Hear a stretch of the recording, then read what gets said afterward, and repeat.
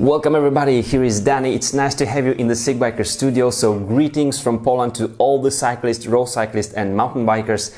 Today we talk about the forks. I have gathered pretty much anything you can buy on the market right now in terms of the design or the type of the fork. And so I'm gonna compare the traditional one, which is this one here, conventional chassis or design of the fork, with some very interesting stuff, including this one here, which already went away. That's a shame. I'm gonna tell you why. So, four different types of forks. What are the cons and pros for each of those? I'm gonna cover in this episode, so stay with me. So here it is. This is the traditional suspension fork for the bicycle. That means maybe 95 or more % of different forks which are being used for mountain bikes or different types of bicycles will be designed around this type of chassis. What does it mean? It means that we have the lower legs right here. These are also being called the outer legs because these are on the outside, right? Those legs are being connected by the axle, so that's one of the connection points between the right leg and the left leg, which is very important for the steering and for the stiffness of the whole thing. Of course, the wheel will be also assembled here to the fork. So these are the lower legs. Now, normally on the left leg, in the left leg inside, we'll have a spring, so it will be either the coil spring or the air spring. And so our suspension, and then on the other one, on the right side, normally we have some kind of the rebound system or lockout system. So there is some system with the oil in the right side, but these are the outer legs. Now, this is the arc. This is the second point of connection between the left and the right leg. So this traditional chassis is pretty stiff and allows to build pretty light forks around this type of chassis. Now, up here we have the upper legs or the inner legs. As you can see, those go inside of the lower legs or the outer legs. So while the fork is working, this will be just pushed into the outer legs. These are also being called the stanchions, and then the thicker these are, the stiffer the whole chassis, the whole fork will be. Now here we have the third connection point between the right and the left side of the fork, and this is the crown. There are also some forks which will have two crowns. One crown will be just below the head tube of the frame, and the other one will be above, and that would be the fork made for downhill, for super extreme use with a lot of travel and also very stiff and robust. But anyway, traditional fork will have the lower legs, the upper legs, the crown, and then the steering tube, which is here inside the head tube.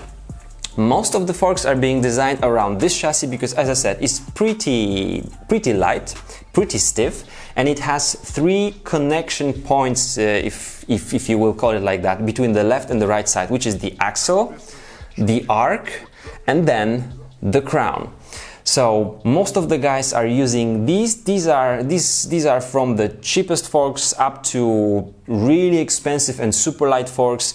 And so the weight, the stiffness, and perhaps the price of this design are the advantages of the traditional forks, so this type of the fork. The disadvantage that I can see here is the gravity, because the gravity takes the oil down, and we want to have these seals up here being looped like all the time, which is not happening on this type of the fork, because that's the place where the inside meets the outside, and we want to keep the good stuff inside and the bad stuff outside. And so having these seals here being looped all the time consistently would be something really good, and the gravity is not working here in our favor. And this is the second type of the suspension fork, the upside down design. You can see the difference between the traditional one and this one right away. The inner legs are the lowers on this design, and the outer legs are the uppers on this design.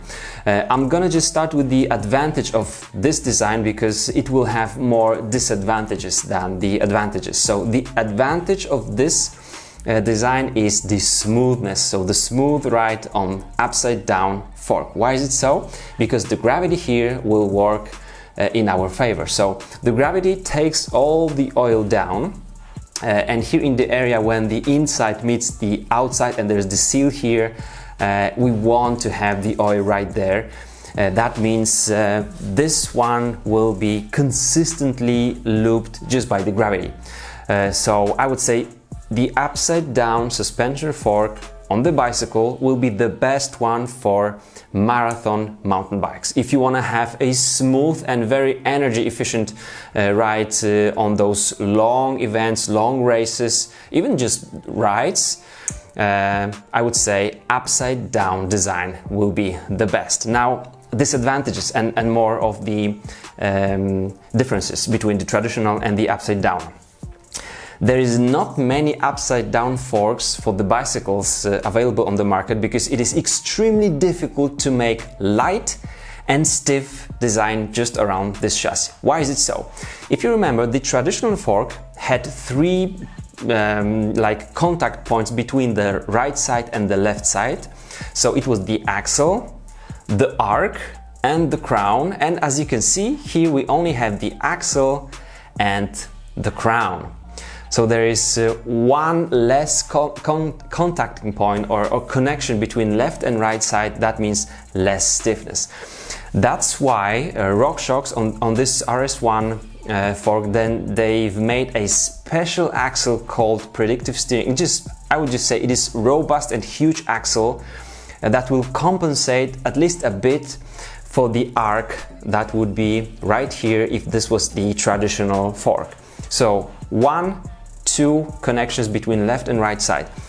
This is why this fork will not be the lightest one. This one for the 29er weighs 1666 grams, whereas you can find at this same price 200 less, 300 grams less on the traditional fork, because it is just easier to make such a fork. This one is made from carbon fiber, the uppers. The lowers are aluminum alloy, so this is still okay weight, 1666 grams, but for the price you get a heavier fork. So the smoothness is superb, but then the stiffness is, I would say, so-so. If this was the same weight, like 1300 grams, it would be super flexy fork. So this is the comparison between the traditional and the upside down design. Now let's move on to the one which already went away, which is a great shame for me. This is the head shock front suspension fork. It's difficult to say what it actually is, where it has the lower legs and the upper legs. Does it have just one upper? It has one upper but two lowers. Very interesting design. Anyway, this part here, which would normally be the lowers on the suspension fork, this is just like a regular rigid fork, and the whole suspension system is right here and then hidden in the head tube of the frame. What it means? It means that this system is extremely stiff and very, very light. The problem of the system, the limitation of the system, was that Canada only went up to 70 millimeters of travel, because otherwise the head tube of the frame would go up and up and up. And now when we want to have at least 100 millimeters of the travel on the cross-country bikes, even 70 was just too little, and 100 of millimeters of the travel on this design would mess with the geometry of the frame. So they just left it. I think Santur still uses this type of design. I'm not sure whether they've bought the patent of Canada or what, but they do use it. It was super stiff and very, very nice. Now, how was it done that there is only one like upper leg here and the wheel will not just turn against the upper leg? It is all about square in square design. Let me tell you how it works. This is how it looks like. This is the head shock. This is actually the inner leg. These are the races of the bearings and the needle bearing here. So one race, then the needle bearing, and then the outer here. And this is how smooth it's gonna work. But also there is no chance of twisting between the inner leg and the outer leg. That's why this is very stiff, very robust system, super smooth and very precise in steering. But this one already went away, so you can no longer buy new bikes on this type of fork. It's time for the third type of the fork, which is the lefty. Some people still ask, is lefty here to stay? Of course, it's to stay here and to shine as well. Why is it so? Let me tell you. So we talked about the traditional fork and the upside down fork, like upside down version of the traditional fork, which had the right leg, the left leg, and the crown here.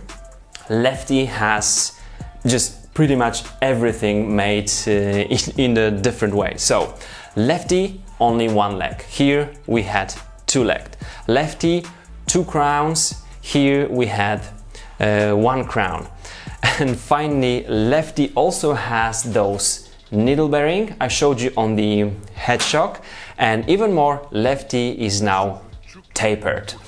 So pretty advanced system. What are the advantages and disadvantages of this fork? Let's start with the disadvantages, which is pretty much just one. Removing the wheel from the lefty takes much more time than from any other type of the fork, and I've made the video about it last week. So here we have the one-legged, and thanks to this square in square system and those needle bearings, you decide when the wheel turns, right? And also those needle bearings really work under load, as I said. Then we have two crowns, so lefty needs to be assembled on the frames which can handle those forces. This is really stiff design, and two crowns are not for all types of the frames. So Cannondale frames, of course, will take it, and if you want to mount the lefty fork on some other frame, you need to ask the manufacturer about it. Now it's tapered. That means that while we go from the upper side from the top of the fork down here, we have larger diameter here at the upper side, and it goes thinner and thinner and thinner to the bottom of the fork. That also means lots of stiffness and saving some weight.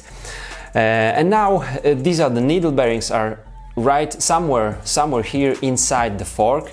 And at the bottom of the fork we have the bushing. So there used to be only needle bearings. Now we have also the bushing here, which just closes the whole system inside. We have the nice seal here, so there is no rubber protector, which I would like to have just as additional one. But this fork now has it's been made from all different designs taken together, which is so amazing. Advantages of this fork in terms of how it works. So it works really smooth under load because of those needle bearings. It is extremely stiff because of how huge of the diameter it is, and it is tapered, and also it has two crowns, so really stiff. And these are very lightweight. And now lefty became a bit heavier when they made this hybrid technology, so needle bearings and the bushing, and it's also now like thicker here, so a bit heavier, but still one of the lightest forks on the market. So really smooth under load. You can really abuse this one. Light and stiff, so super precise. These are my babies. I've been riding hundreds at least, if not thousands of kilometers on any of these, except for the upside down. I've made just around 500 kilometers now on my Merida. but the headshock and lefty thousands of kilometers traditional fork as well. I like all those. Now, which one would I choose? I prefer the smoothness of the upside down for marathons, and I would even say the lefty for me would be the best for cross-country marathons, just any type of mountain biking that I do. The problem, these two will be much more expensive, so it's a no-brainer that most of the riders and most of the bikes actually will be spec'd with this type of forks, and most of the riders would buy some kind of the traditional chassis of the fork because it is just very good and gives you so much for the money. I would love to still see some 70 millimeters, let's say, hardtails for cross-country, because now with all the technology, carbon and so, this would be extremely light.